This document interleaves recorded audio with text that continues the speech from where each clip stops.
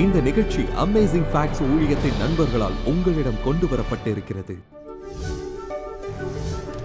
ஜனவரி 2010 Brooklyn வீதியை கடந்து சென்ற ஒருவரை ஒரு மினி வேன் மோதிக் கொன்றது. அவர் சாதாரண மனிதர் அல்ல என்பதால் இது மிகவும் துயரமான சம்பவம். மார்ச் மாதத்தில் ஜோ ரோலினோவுக்கு 105 வயது ஆனது. அவர் ஆரோக்கியத்தின் எடுத்துக்காட்டு என்று அவர் நண்பர்கள் சொன்னார்கள். 3 ஊதா இதயங்களை பெற்றவருக்கு இடையே நடந்த உலகப் போரில் ரோலினோ 1920களில் கோனி தீவின் திருவிழாவில் தனது செயலை ஆரம்பித்தார். அவர் உலகின் வலிமையான மனிதர் என்று பெயர் பெற்றவர். 5 அடி 5 அங்குலம் உயரமும் 150 பவுண்டுகள் எடையும் கொண்டவர். உலகின் வலிமையான மனிதர்களில் ஒருவராக அவர் இருந்தார். அவர் 3200 பவுண்டுகளை தன்னுடைய முதுகினால் நகர்த்தி 475 பவுண்டுகளை பற்களால் தூக்கி 635 பவுண்டுகளை ஒரு விரலால் தூக்கி சாதனை படைத்தவர். ஜோ ரோலினோவின் 103வது பிறந்த நாள் விழாவில் ஒரு நண்பர் அவருக்கு கொடுத்த நாணயத்தை ரோலினோ தனது விரல்களால் வளைத்தார். பிறகு நண்பர் மன்னிப்பு கேட்டார், ஒரு குறிப்பிட்ட நேரத்திற்குள் செய்து முடிக்க சொன்னதால். ஜோ ரோலினோ மது அருந்தியதில்லை, புகைப்பிடித்ததில்லை, தினமும் உடற்பயிற்சி செய்வார். வாழ்நாள் முழுவதும் ஒரு சைவ உணவுக்காரராக இருந்தார். வேதம் மிகவும் பலசாலியான மனிதனுக்கும் தனித்துவமான வாழ்க்கை முறைக்கும் இடையே ஒரு தொடர்பை ஏற்படுத்தி இருக்கிறது. சிம்சோன் மது அருந்த மாட்டான், அசுத்தமான உணவுகளில் இருந்து விலகி இருந்தான் என்று வேதம் சொல்கிறது. நீங்கள் 100 வயது வரை ஆரோக்கியமாக வாழ விரும்புகிறீர்களா? தேவனின் சுகாதார திட்டத்தை நாம் பின்பற்றும் போது அது சாத்தியமாகும். எனவே நம் வாழ்க்கையை மாற்றும் இந்த விஷயத்தை ஆழமாக ஆராய்வதற்கு இப்போது என்னுடன் இணையுங்கள். இன்றிரவு கிறிஸ்தவ உலகத்திற்கு இந்த விஷயத்தை புரிந்து கொள்ள நீண்ட காலமாகி இருக்கிறது என்று நான் கருதும் ஒரு தலைப்பை பகிர்ந்து கொள்ளப் போகிறேன்.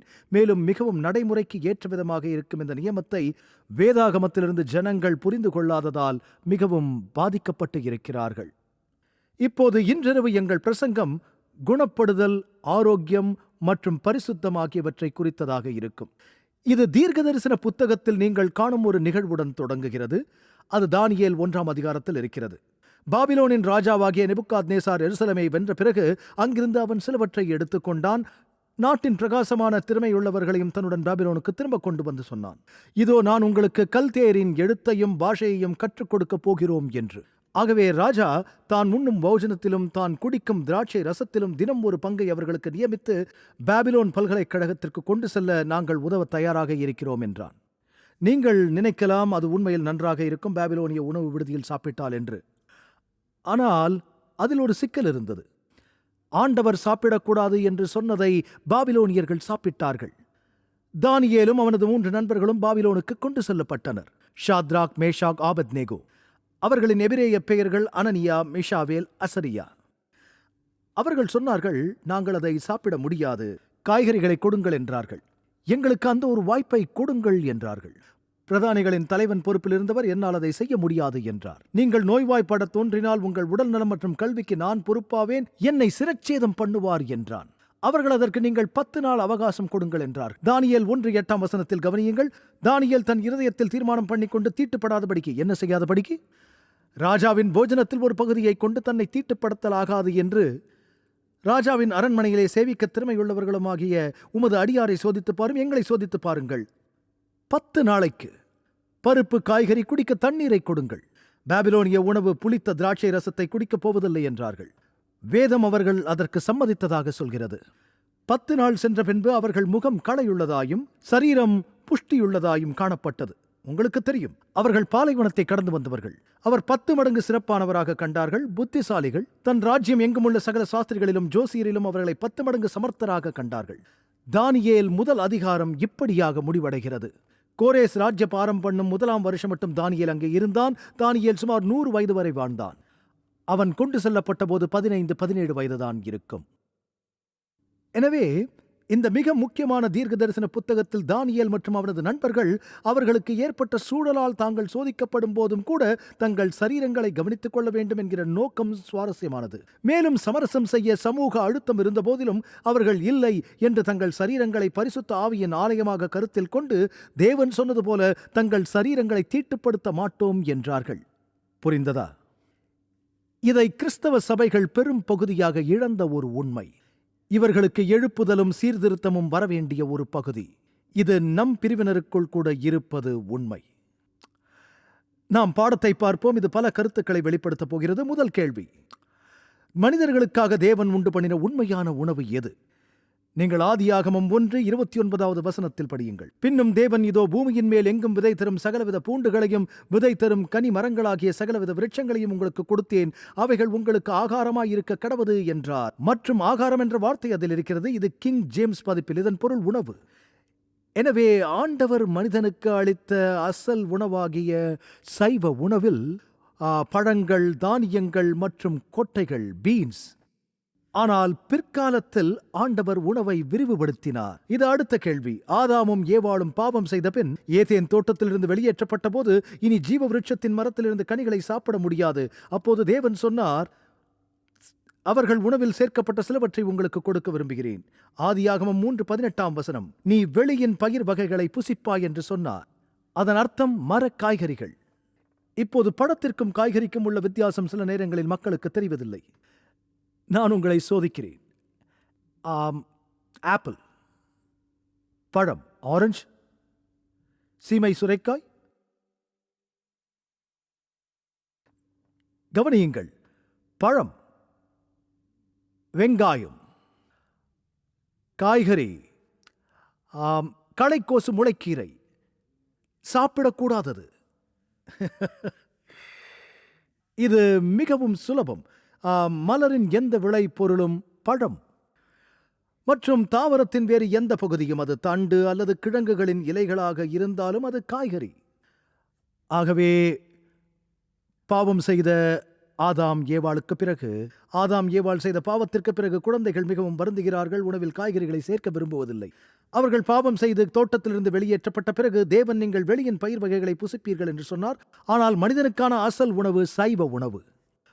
நான் இப்போது உங்களுக்கு சொல்வேன், நான் ஒரு புறசார்புடையவன்.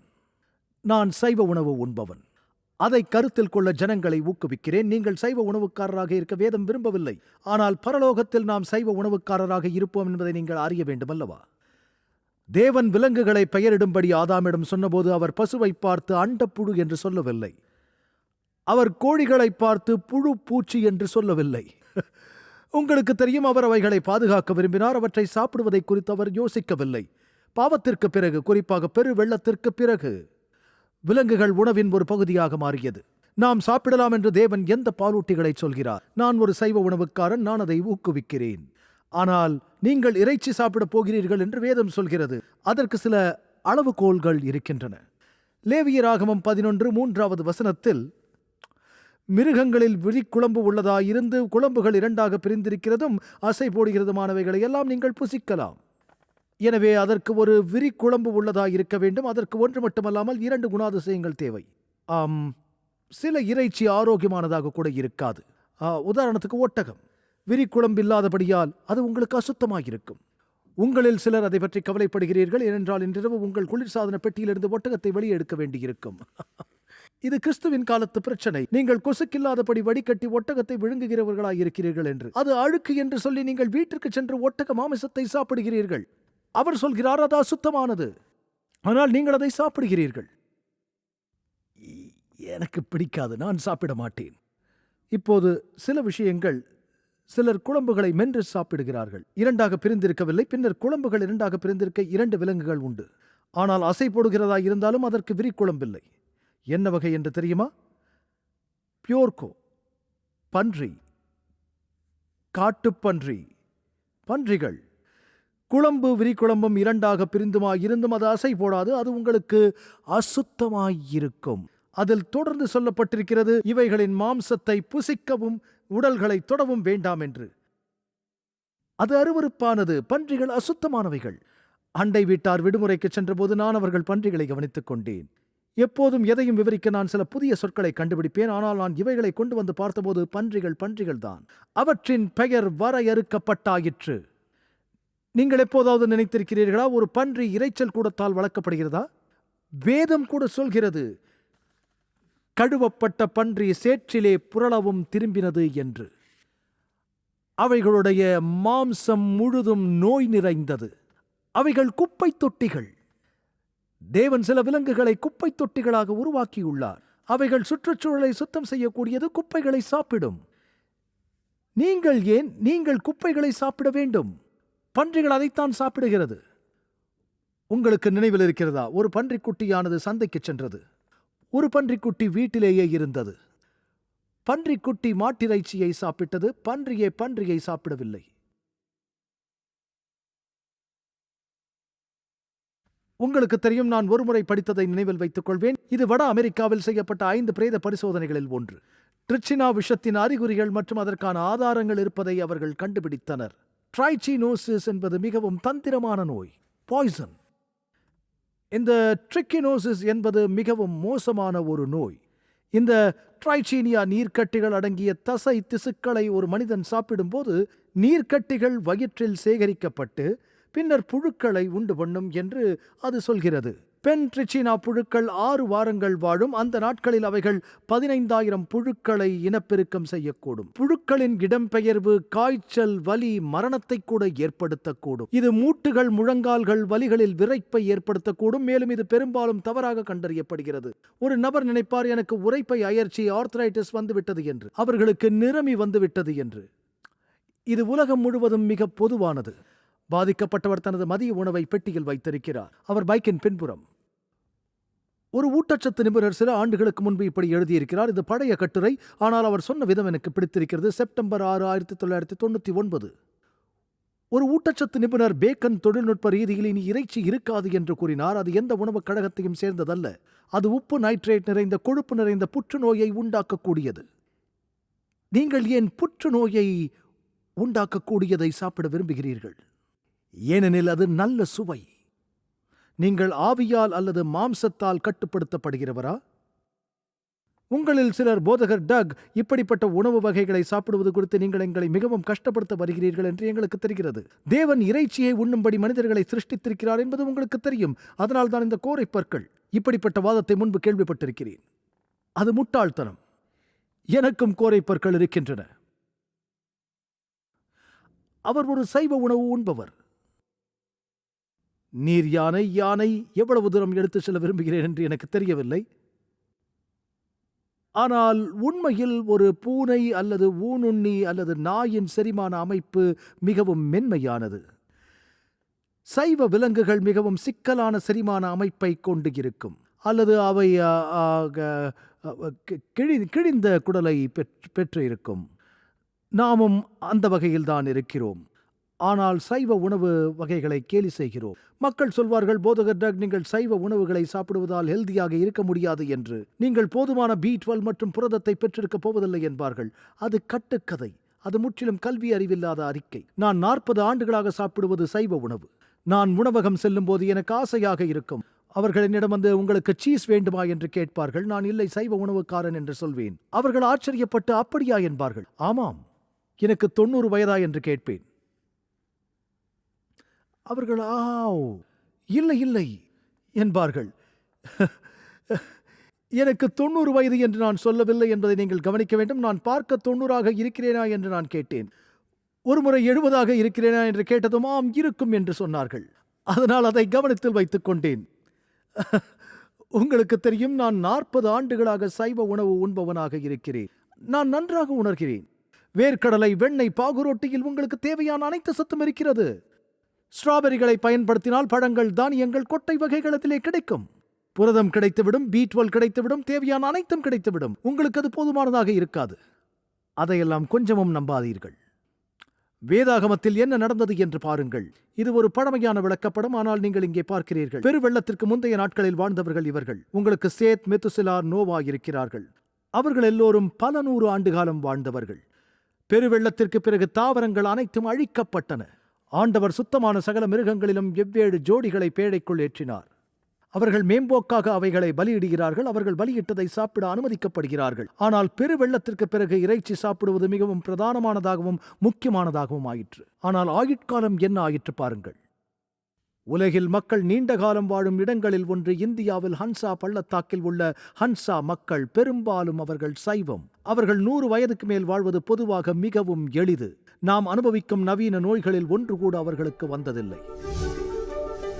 எங்கும் செல்ல வேண்டாம் நண்பர்களே. இன்னும் கொஞ்ச நேரத்தில் இன்றைய விளக்க காட்சிக்கு நாங்கள் திரும்புவோம். நீங்கள் ஆரோக்கியமான மற்றும் மகிழ்ச்சியான வாழ்க்கை வாழ வேண்டிய சரியான மருந்து வேதத்தில் இருக்கிறது என்று நான் உங்களிடம் சொன்னால் ஆச்சரியப்படுவீர்கள். அற்புதமான உண்மைகள் உங்களுக்கு இலவச பரிசுகளை அனுப்ப விரும்புகின்றது. இந்தியாவில் நேராக உங்கள் வீட்டிற்கு. உங்கள் இலவச நகலை பெற திரையில் காணும் எண்ணில் அழைக்கவும். சலுகை எண் 313 குறிப்பிடுங்கள். வலைதள முகவரியை பார்வையிடுங்கள். இந்த நம்ப முடியாத வளத்தை படித்த பிறகு உறுதியாக உங்கள் நண்பருடன் பகிர்ந்து கொள்ளுங்கள். சரி, இன்றைய விளக்க காட்சியின் மீதமுள்ள பகுதிக்கு வருவோம். மேலும் தேவனின் வார்த்தையிலிருந்து இன்னும் சில அற்புதமான உண்மைகளை கற்றுக்கொள்வோம். இதுவரை அசை போடுகிறவைகளிலும் விரி குழும்ப உள்ளவைகளும் ஆகிய பாலூட்டிகளை பற்றி பேசினோம். கடல் உயிரினங்கள் குறித்து உங்களுக்கு என்ன தெரியும்? என்ன வகையான மீன், கடல் உணவுகள் வேதாகமத்தில் சுத்தமானவை? லேவியராகமம் 11:9 கடல்களும் ஆறுகளும் ஆகிய தண்ணீர்களிலே சிறகும் செதில்களும் உள்ளவைகளை எல்லாம் நீங்கள் புசிக்கலாம். உங்களுக்கு தெரியும், 2ஆம் உலகப் போருக்கு பிறகு கடற்படை சில ஆராய்ச்சிகள் செய்ததை நான் புரிந்து கொண்டேன். ஏனென்றால் பல விமானிகளும் மாலுமிகளும் கடலில் மிதந்து கொண்டிருந்தார்கள். அவர்களால் எந்த வகையான மீன்களை சாப்பிடலாம், சாப்பிடக்கூடாது என்று தெரியாமல் இருந்தார்கள். நினைவில் வைத்துக் கொள்ளும்படி அவர்களுக்கு சில அளவுகோல்களை கொடுக்க வேண்டும் என்றார்கள். அது எளிமையான ஒன்று. அவர்கள் இந்த ஆராய்ச்சியை கூட செய்தார்கள். அவர்களில் ஒருவர், உங்களுக்கு தெரியும், சிறகும் செதில்களும் உள்ளவைகளை புசிப்பது நல்லது என்று வேதம் கூறுகிறது என்றார். அவர்கள், சரி, அது எப்படி இருக்கும் என்று பார்ப்போம் என்று சொன்னார்கள். மாலுமிகளிடம் சொல்லக்கூடிய அனுபவபூர்வமான விதி. அவர்கள் தோட்டிகளிடம் நிறைய நச்சுக்களை கண்டுபிடித்தவர்கள். கெளுத்திக்கு செதில்கள் இல்லை. நானும் என் சகோதரனும் அப்பாவின் பின்புற தலைவாயிலிருந்து கெளுத்தியை பிடிப்போம். அவர் பிஸ்கேன் விரிகுடாவில் இருந்தார். கெளுத்தியில் இருந்த முள்ளுகளை வெளியே எடுத்தபோது ஒன்று என் சகோதரனின் விரலில் முதுகு துடுப்பு முள் குத்தியது. அது மிகவும் நச்சுத்தன்மையுடையது. அவர் விரலை மடக்க முடியாமல் கஷ்டப்பட்டார். ஜனங்கள் அவற்றை சாப்பிடுகிறார்கள். நாங்களும் அப்போது அவைகளை சாப்பிட்டோம். சுறாக்கள், அவைகளுக்கு வெளியில் குருத்தெலும்பு இருக்கும். அவைகள் தோட்டிகள். நீங்கள் ஆச்சரியப்படுவீர்கள். டுனா மீனில் செதில்கள் இருக்கும், மிகச் சிறியது. அவைகளுக்கு இவைகள் தேவைப்பட்டன. எனவே அசுத்தமானது எது? கடல்களில் லேவியராகமம் 11:10 ஆனாலும் கடல்களும் ஆறுகளும் ஆகிய தண்ணீர்களில் நீந்துகிறதும் வாழ்கிறதுமான பிராணிகளில் சிறகும் செதில்களும் இல்லாதவைகள் யாவும் உங்களுக்கு அருவருப்பாயிருப்பதாக. வேதத்தில் தேவன் ஒரு பகுதியில் அருவருப்பானது என்று சொல்லும்போது அது வேறொரு பகுதியில் ஆசீர்வதிக்கப்படுகிறது. ஒரு நொடிப்பொழுதில் தேவனால் அருவருப்பானது என்று அறிவிக்கப்பட்ட எதுவும் அருவருப்பானதுதான். மேலும் அப்படியே இவை ஒரு குழுவினருக்கான நியாய பிரமாணம் மட்டுமல்ல. ஆரம்பத்தில் மனித குலத்துக்கு தேவன் கொடுத்த சட்டங்கள். பறவைகளுக்காக அவர் கொடுத்தது என்ன? எந்த பறவைகள் சுத்தமானவைகள்? நல்லது. அவர்கள் சில பறவைகளை வளர்க்கும் விதம் நான் எதையும் சாப்பிட விரும்பவில்லை. வேதாகம ரீதியாக அது ஒரு இரை தேடும் பறவையாக இருக்க வேண்டும். அவைகள் அசுத்தமானவைகள். சகலவித காகங்களும், தீக்கோழி, தீக்குருவியும், கூகையும், செம்புகமும், சகலவித டேகையும், ஆந்தையும், நீர்க்காகமும், கோட்டானும், தோட்டிகள், வேட்டை பறவைகள் அசுத்தமானவைகள். அனைத்துண்ணிகள், இரை தேடும் பறவைகள், காடை, கோழி, வான்கோழி போன்ற பறவைகள் சுத்தமான பிரிவில் இருப்பதை நீங்கள் அறிந்து கொள்வதில் மகிழ்ச்சி அடைவீர்கள். புறா சுத்தமானது. அவைகள் ஒருபோதும் நியூயார்க் நகரில் பட்னி கிடக்காது. என்றாலும் நான் அவற்றில் எதையும் சாப்பிட மாட்டேன். ஆனால் அவைகள் பொதுவாக அந்த ரகத்தில் இருப்பன. எனவே சுத்தமான அசுத்தமான விலங்குகளை பற்றிய நியாயப்பிரமாணம் மோசேயின் நியாயப்பிரமாணத்தில் ஒரு பகுதி. அது சிலுவையில் முடிவடைந்தது. கேள்விப்பட்டிருக்கிறீர்களா? இல்லை. நீங்கள் ஆதியாகமம் 7ஆம் அதிகாரத்தில் படித்திருப்பீர்கள். விலங்குகளை பேழைக்குள் கொண்டு வரும்படி தேவன் நோவாவிடம் சொன்னபோது அவைகள் பேழைக்குள் 2 சென்றது என்றார்கள். எல்லாம் அல்ல, அசுத்தமான விலங்குகளும் ஜோடி ஜோடியாக சென்றன. சுத்தமான விலங்குகள் 7 ஜோடி சென்றன. நீயும் உன் வீட்டார் அனைவரும் பேழைக்குள் பிரவேசியுங்கள். அது சுத்தமாக இல்லாத மிருகங்களை குறித்தும் சொல்கிறது. சுத்தமில்லாத மிருகங்களில் ஒவ்வொரு ஜோடியும், சுத்தமான சகல மிருகங்களிலும் 7 ஜோடியும் என்று. உங்களுக்கு பிடித்த கலைமான்களும் 7, காளை அல்லது 6 பசுக்கள், எருதுகள் ஆகியவை இருந்திருக்கும். எனவே அவர்கள் அதை அப்படி பிரித்திருக்கலாம். இங்கே எத்தனை பேர் நோவாவுடன் தொடர்புடையவர்கள்? நீங்கள் அனைவரும் தான். போதகர் கேள்வி கேட்கும் போது நீங்கள் எத்தனை பேர் கையை உயர்த்தியதே இல்லை? உங்களில் சிலர் இந்த கேள்விக்கு இறுதியாக உங்கள் கையை உயர்த்தி இருக்கிறீர்கள். நாம் அனைவரும் நோவாவுடன் தொடர்புடையவர்கள். எனவே தேவன் ஆரம்பத்தில் அசுத்தத்தையும் சுத்தத்தையும் வேறுபடுத்துகிறார். இந்த விஷயங்கள் சுகாதார கொள்கைகள் கொண்டன என்பதை இன்று நாம் அறிவோம். தேசிய புவியியல் கழகம் சில ஆண்டுகளுக்கு முன்பு நீல மண்டலங்கள் என்று அழைக்கப்படும் ஒரு கட்டுரையை எழுதியது. உங்களில் யாராவது அந்த பத்திரிகையை படித்திருக்கிறீர்களா? ஜனங்கள் நீண்ட காலம் வாழும் உலகின் பகுதிகளை குறித்து பேசுகிறது. அவைகள் 3 குழுக்களுடன் இருக்கின்றன. சார்டீனியாவில் வாழும் மக்கள், மத்திய தரைக்கடல், பிறகு ஓகினாவா, ஜப்பான், உலகின் மிக பழமையானவைகள். மூன்றாவது வகை லோமா லிண்டாவில் வாழும் 7ஆம் நாள் அட்வென்டிஸ்டுகள். 7ஆம் நாள் அட்வென்டிஸ்டுகள். அங்கே ஒரு உறைவிடம் இருந்தது. எனவே ஒரு செறிவு இருப்பதை அவர்கள் கண்டார்கள். அவர்கள் குறிப்பாக 7ஆம் நாள் அட்வென்டிஸ்டுகள் என்று சொன்னார்கள். அதற்கு அவர்கள் சொல்வதற்கு என்ன காரணம்? அவர்களின் ஆரோக்கியமான வாழ்க்கை முறை, வேதாகம அளவுகோல்களை பின்பற்றி மற்றவர்களுடன் ஓய்வு நாள் அனுசரிப்பதற்கும் உதவுகிறது. அவர்கள் நீண்ட காலம் வாழ்கிறார்கள். நான் இன்று ஒரு சகோதரியை பார்த்தேன். அவர்கள் 93 வயதிலும் நல்ல உடல் நலத்துடன் இருக்கிறார்கள். என் சபை அங்கத்தினரில் ஒருவரான 111 வயதுடையவர் இன்னும் இருக்கிறார். நல்ல சமையல்காரர். அது எனக்கு ஆச்சரியமாக இருந்தது. அவர்களுடைய மைத்துனர் என்னிடம் சொன்னார், நாணல் கலை எனக்கு சில நல்ல ஆலோசனைகளை சொன்னார். நான் கேட்டேன், எப்படி இந்த வயதிலும் இவ்வளவு ஆரோக்கியமாய் இருக்கிறீர்கள் என்று. அவர் 3 விஷயங்களை சொன்னார். கொஞ்சம் பசி இருக்கும் போதே சாப்பிடுவதை நிறுத்துங்கள், கொஞ்சம் தூக்கத்தில் இருக்கும் போதே எழுந்து விடுங்கள், ஏதாவது பேச இருக்கும் போதே பேச்சை நிறுத்திவிடுங்கள். இதுதான் வாழ்க்கைக்கான ரகசியம். அசுத்தமான உணவை சாப்பிடுவது மோசமான கடும் குற்றம் என்று தேவன் சொல்கிறாரா? சிலர் உடல்நலம் குறித்த வேதத்தின் நியாயப்பிரமாண பரிந்துரைகள் என்று நினைக்கிறார்கள். வேதம் அவற்றை பரிந்துரை என்று அழைக்கவில்லை, அவைகளை நியாயப்பிரமாணங்கள் என்று அழைக்கிறது. ஏசாயா 66 வசனங்கள் 5-17. தம்முடைய கோபத்தை உக்கிரமாகவும் கடிந்து கொள்ளுதலை அக்னி ஜுவாலையாகவும் செலுத்த கர்த்தர் அக்னியோடும் வருவார். தங்களை தாங்களே பரிசுத்தப்படுத்திக் கொள்ளுகிறவர்களும் தங்களை தாங்களே ஒருவர் பின் ஒருவராய் சுத்திகரித்துக் கொள்ளுகிறவர்களும் சுத்திகரிப்புடன் செய்கிறார்கள். பன்றி இறைச்சியையும் அருவருப்பானதையும் எலியையும் சாப்பிடுகிறவர்களும் ஏகமாய் சங்கரிக்கப்படுவார்கள் என்று கர்த்தர் சொல்லுகிறார். நினைவில் கொள்ளுங்கள். போதகர் டக், நீங்கள் ரொட்டி சாண்ட்விச் இனி இருக்காது என்று என்னிடம் சொல்கிறீர்களா என்கிறீர்கள். அது மிகவும் சுவையாக இருக்கும். நீங்கள் உண்மையிலேயே இதை சிந்திக்கும் போது சாப்பிட நிறைய நல்ல விஷயங்கள் இருக்கின்றன. சிலர் என்னிடம் வந்து கேட்பார்கள், நீங்கள் சைவ உணவுக்காரரா, எதை சாப்பிடுவீர்கள் என்று. நான் நிறைய சாப்பிடுவேன், நிறைய உணவு வகைகள். நீங்கள் ஒரு குறிப்பிட்ட வழியை கற்றுக்கொண்டிருக்கிறீர்கள், அதுதான் ஒரே வழி என்று நினைக்கிறீர்கள். நீங்கள் நல்லதை செய்ய கற்றுக்கொள்ள வேண்டும், புதிய வழியை கற்றுக்கொள்ளுங்கள், நீங்கள் நன்றாக இருப்பீர்கள். சிலர் நாம் அதை சாப்பிட தேவன் விரும்பவில்லை என்றால் அதை ஏன் சிருஷ்டித்தார் என்கிறீர்கள். இது கிட்டத்தட்ட ஒரு பம்பர் ஸ்டிக்கரை போன்றது. இதை சரக்கு வண்டியில் நீங்கள் காணலாம். தேவன் சிருஷ்டித்தார், நாங்கள் அதை கொன்று சாப்பிடுகிறோம் என்கிறீர்கள். கொலை செய்வதற்கும் சாப்பிடுவதற்கும் அவர் எந்த விலங்குகளையும் உருவாக்கவில்லை. ஜனங்கள் இந்த வசனத்தை 1 தீமோத்தேயு 4:4 மேற்கோள் காட்டுகிறார்கள். தேவன் படைத்ததெல்லாம் நல்லதாயிருக்கிறது.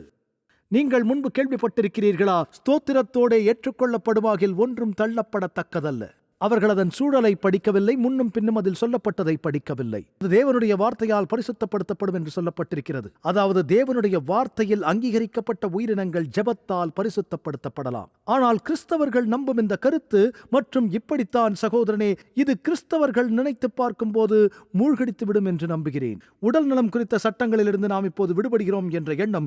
ஏனென்றால் நாம் ஜெபிப்பதால் நாம் சாப்பிடுகிற எதையும் அவர் ஆசீர்வதிப்பார். உங்கள் பிள்ளைகளிடத்தில் அதை ஏற்றுக்கொள்ள மாட்டீர்கள். எத்தனை பேர் விதிவிலக்கு? கைகளை உயர்த்துகிறீர்களா?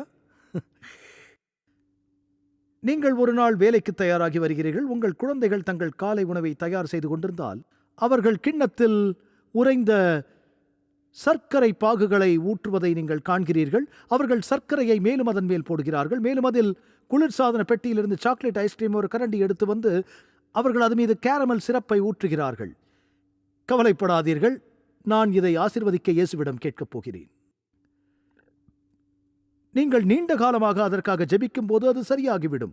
எத்தனை பேர் இதை ஏற்றுக்கொள்வார்கள்?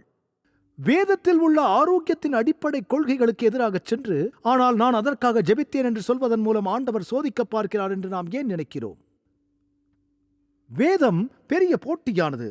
யூத கிறிஸ்தவர்கள், புறஜாதி கிறிஸ்தவர்கள் மற்றும் யூத கிறிஸ்தவர்களுக்கு இடையே இருந்தது. இது குறித்து பேசும்போது விக்கிரகத்திற்கு இறைச்சி பலியாக கொடுக்கப்படுகிறதை நீங்கள் சாப்பிட முடியாது என்பதை பேசுகிறது. அவர் சுத்தமான விலங்குகளை குறித்தும் பேசியிருக்கிறார். அவர்கள் புற ஜாதியினரின் சந்தையில் வாங்கலாம். ஆடு, வான்கோழி, செம்மறி அல்லது அது எதுவாக இருந்தாலும். யூதர்கள் மிகவும் உணர்வுள்ள மனசாட்சியை கொண்டிருக்கிறவர்கள். அது ஒரு புறஜாதியினரின் சந்தை. அவர்கள் பொருட்களை கசாப்பு செய்கிறார்கள். அவர்கள் கசாப்பு செய்வதற்கு முன்பு அவற்றை தெய்வங்களுக்கு வழங்குகிறார்கள். பவுல் கூறினார், இது தேவனின் வார்த்தையால் பரிசுத்தப்பட்டது என்று. இதை குறித்து நீங்கள் கவலைப்பட வேண்டாம். உங்களில் எத்தனை பேர் சீன உணவகத்தில் சீன உணவை சாப்பிட்டீர்கள்? இந்த வாரம் சாப்பிட்டேன். நான் உள்ளே சென்றபோது புத்தர் இருந்தார் உணவகத்தில். இப்போது சில கிறிஸ்தவர்களுக்கு அதில் சிக்கல் இருக்கிறது. என்னால் அங்கே சாப்பிட முடியாது, அங்கே அவர்கள் புத்தரை வைத்திருக்கிறார்கள் என்கிறார்கள். பவுல் சொல்கிறார், கவலைப்படாதீர்கள், சமையல்காரர் ஒரு புத்த மதத்தவராக இருக்கலாம், அவர் உங்களை காயப்படுத்தப் போவதில்லை. இதுதான் பிரச்சனை. நீங்கள் எதையும் சாப்பிடலாம் என்று சொல்லவில்லை, அது பொறுப்பற்றது. நாம் அறிந்திருக்கிறோம், நீங்கள் சாப்பிடுவது உங்கள் ஆரோக்கியத்தை பாதிக்கும். நீங்கள் எவ்வளவு சாப்பிடுகிறீர்களோ அவ்வளவு பாதிக்கும். அப்போஸ்தலர் 10ஆம் அதிகாரத்தில் இருந்த பார்வை என்ன என்று சிலர் கேட்பார்கள். உங்களில் சிலருக்கு நினைவிருக்கலாம், இது ஒரு புறஜாதியார். அவருடைய குடும்பத்தினர் அனைவரும் புறஜாதியினர். ஒரு தேவதூதன் கொர்நேலியிடம் வந்து, நீ செய்ய வேண்டியதை பேதுரு உனக்கு சொல்லுவான் என்றான். யூதர்கள் ஆரம்ப நாட்களில் புறஜாதியினருக்கு நற்செய்தியை பிரசங்கிக்கவில்லை. பேதுரு வீட்டறையில் ஜெபம் செய்து கொண்டிருக்கிறார். அவர் ஞான திருஷ்டி அடைந்து வானம் திறந்திருக்கிறதாகவும் ஒருவிதமான கூடு தன்னிடத்தில் இறங்கி தரையில் விடப்பட்டிருக்கிறதாகவும் அதிலே பூமியிலே சகலவிதமான அசுத்தமான ஜீவன்கள் இருக்கிறதை காண்கிறார். தீட்டும் அசுத்தமுமாயிருக்கிற யாதொன்றையும் நான் ஒரு காலம் புசித்ததில்லை என்கிறார். வேதம் சொல்கிறது, தேவன் சுத்தமாக்கினவைகளை நீ தீட்டாக எண்ணாதே என்று. அவர் ஆச்சரியப்படுகிறார். இது 3 முறை நடக்கிறது. அவர் அந்த துப்பட்டிலிருந்து எதையும் எடுத்துக்கொள்வதில்லை. இது ஒரு தரிசனம். அவர் கொஞ்சம் கூட துப்பட்டிலிருந்து எதையும் வெளியே எடுக்கவில்லை, அதில் கொஞ்சம் கூட சாப்பிடவில்லை. அந்த தரிசனம் என்ன அர்த்தம் என்று அவர் யோசிக்கிறார். சில புறஜாதியினர் அப்போது கதவை தட்டுகிறார்கள். எந்த மனுஷனையும் தீட்டுள்ளவன் என்றும் அசுத்தன் என்றும் நான் சொல்லாதபடிக்கு தேவன் எனக்கு காண்பித்திருக்கிறார் என்று. இது பன்றி என்று உச்சரிப்பதற்கான ஒரு வேடிக்கையான வழி. எந்த பன்றியையும் அசுத்தம் என்று அழைக்க வேண்டாம், எந்த மனிதனையும் அசுத்தம் என்று அழைக்க வேண்டாம். யூதர்கள் புறஜாதியினரை அசுத்தமானவர்கள் என்று சொன்னார்கள். உணவுக்கும் இதற்கும் எந்த சம்பந்தமும் இல்லை. அது புறஜாதியினருக்கு நற்செய்தியை எடுத்துச் செல்வதற்கு தொடர்புடையது. போதகர்கள் அதை சொல்கிறார்கள், அவர்கள் நேர்மையற்றவர்கள். அங்கே உண்மையில் நடந்தது அவர்களுக்கு தெரியாது. சாப்பிடுவதில் வித்தியாசத்தை ஏற்படுத்துகிறதா? நாம் அனைவரும் ஏன் பிரச்சனைகளை சந்திக்கிறோம் தெரியுமா? ஏனென்றால் நம் முற்பிதாக்கள் சாப்பிடக்கூடாத ஒன்றை சாப்பிட்டார்கள்.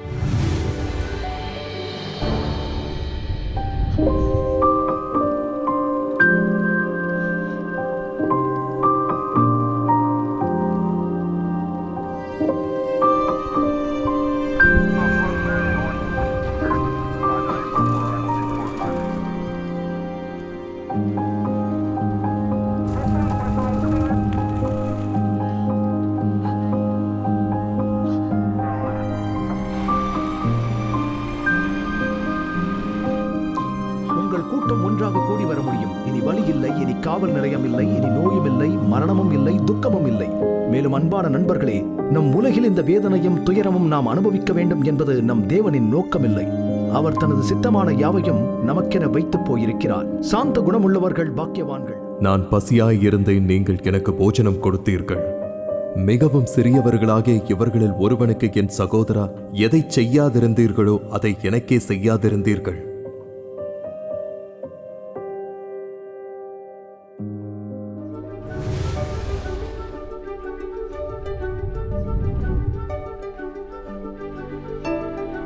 இன்றைய இலவச சலுகையை விண்ணப்பிக்க மறந்து விடாதீர்கள். அது நிச்சயம் ஆசீர்வாதமாக இருக்கும். உங்களது தொடர்ச்சியான ஆதரவுக்கு நன்றி. நாங்கள் இயேசு கிறிஸ்துவின் சுவிசேஷத்தை உலகெங்கிலும் கொண்டு செல்கிறதினால் நீங்கள் அடுத்த வாரம் இணைந்திருக்க உதவி செய்து கர்த்தருடைய வேத வார்த்தையில் மூழ்கி அற்புத உண்மைகளை ஆராயச் செய்வோம். இந்த நிகழ்ச்சி அமேசிங் ஃபேக்ட்ஸ் ஊழியத்தின் நண்பர்களால் உங்களிடம் கொண்டு வரப்பட்டிருக்கிறது.